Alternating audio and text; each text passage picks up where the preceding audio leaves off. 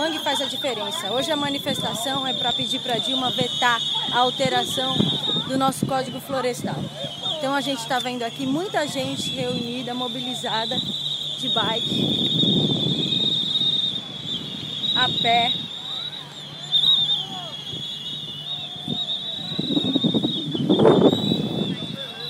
E de caiaque, stand-up, pranchas.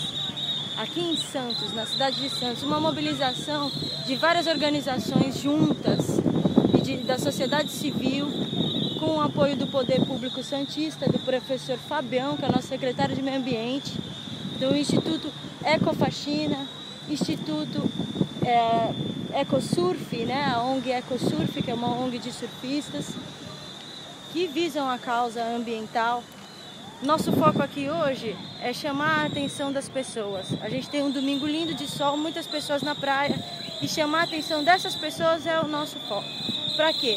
Para como a alteração no Código Florestal vai mudar a vida delas, mesmo as pessoas que não vivem em meio a áreas de preservação, mas que vivem nas áreas urbanas. Essas pessoas vão ter sim a sua vida alterada e a sua qualidade de vida alterada.